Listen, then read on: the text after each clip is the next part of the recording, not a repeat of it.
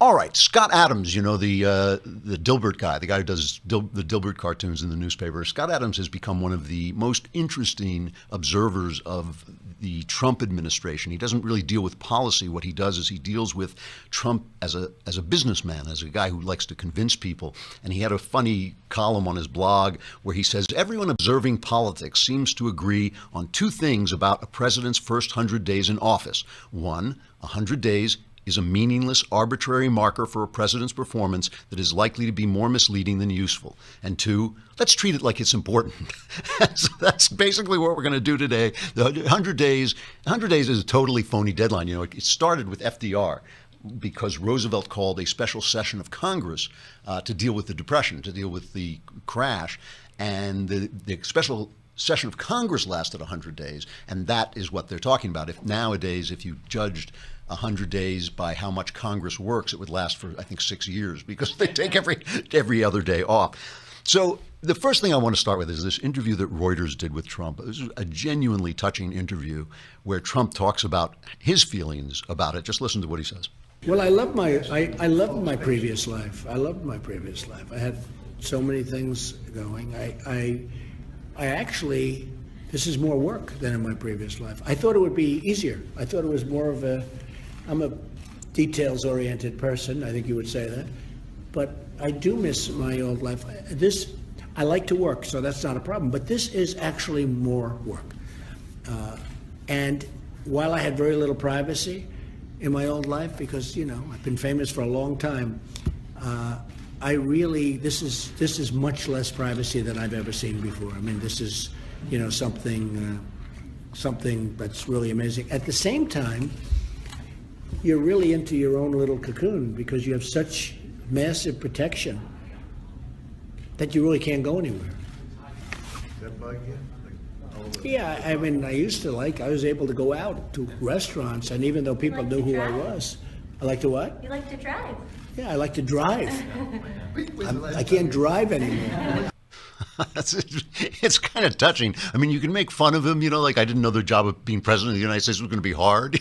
It's kind of like a reality star didn't realize there was actual reality. Like outside there's reality TV and then there's reality. It's like he didn't notice that. He just sounds to me like the dog who caught the car, though. Like he thought like I could be president. It's like whoa. So as a result of this, I mean, obviously, people are picking on Trump, obviously the left is picking on him, and I'll talk about that in a sec. But everybody's sort of saying, well, he hasn't done all the things he said he was going to do, and of course he made a totally unrealistic list of things that he was going to do.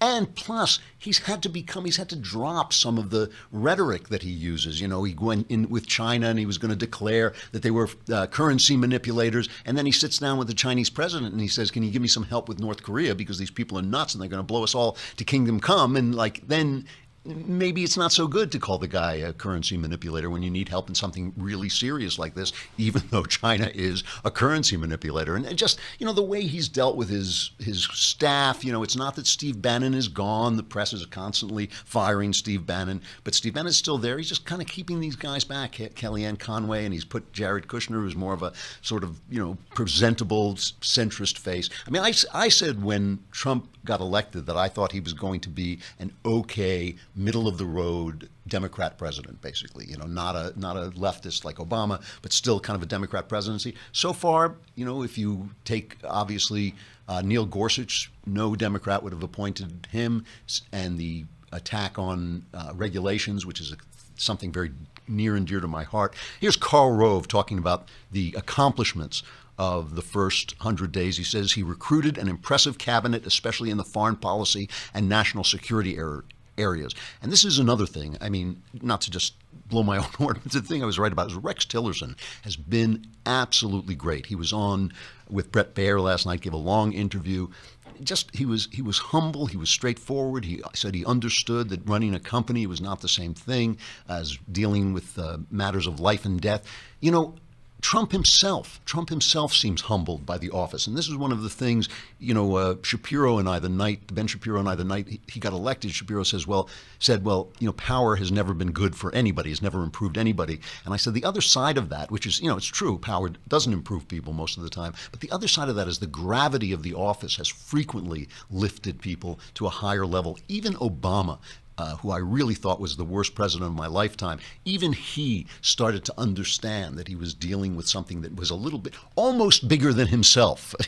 Almost. He almost started to realize it was bigger than himself. But Trump has realized that. And I forgot his name, Ruddy from Newsmax, who's a pal of Trump, said that after the Syria bombing, he kind of congratulated Trump on how well it went, and Trump was very solemn about it. He didn't brag about it. He understood that people die in these things, and sometimes it's some innocent guy who's just walking by who dies, and even though you have to fight wars, it's not a pretty thing.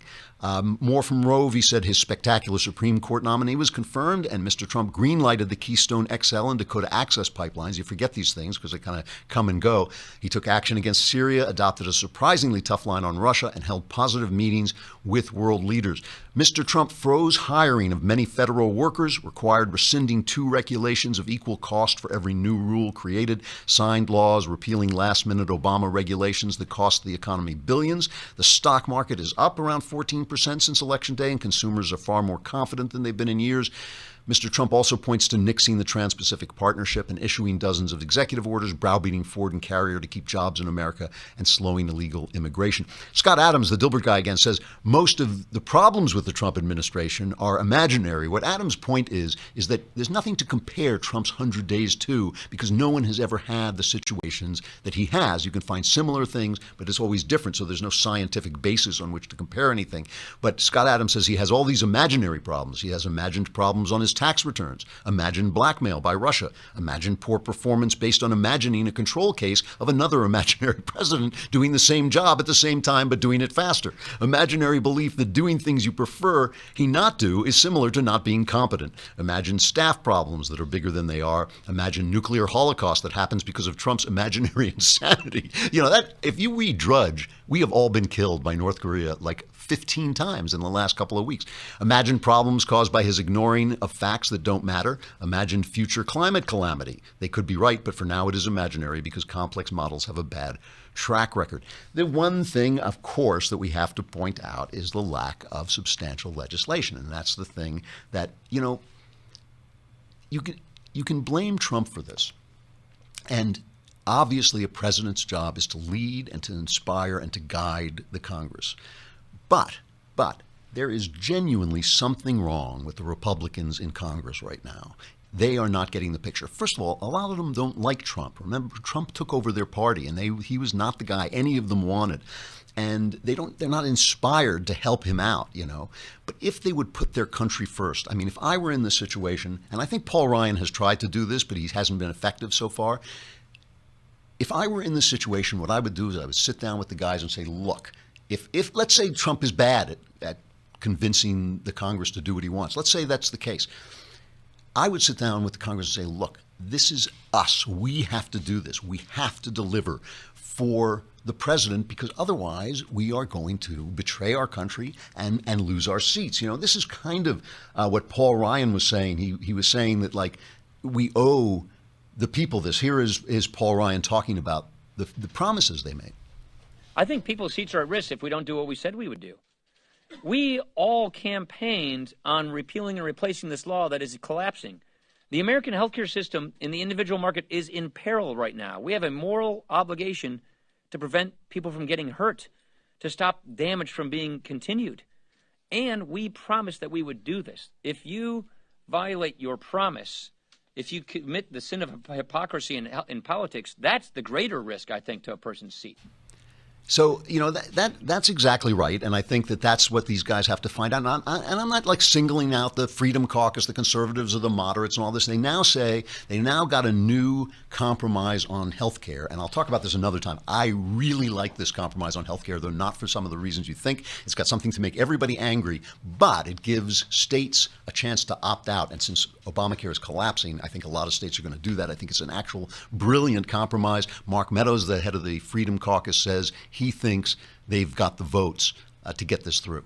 It's not necessarily a more conservative bill, but it is a bill that lowers premiums for the American people, allows us to hopefully get onto tax reform in a very quick fashion in the coming days. So I want to be clear here. The votes are there from the House Freedom Caucus as well as the Republicans in the House of Representatives. Actually, I'm not the whip for the entire GOP conference, and so I appreciate you clarifying that. Certainly from the House Freedom Caucus, we took an official position, which means more than 80% of our members are on board. Actually, it's a little bit more than that. And so based on a previous whip count, as long as we don't have any more defections, I think that we will be there.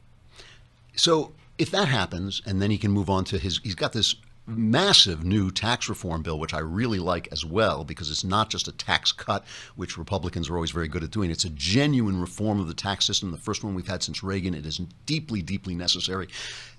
Conservatives are complaining that he hasn't got wall funding because the Democrats are threatening to shut down Congress and, of course, shut down the government. Of course, whenever the government gets shut down, it's the Republicans' fault in the press. So the Republicans are very shy of having that happen.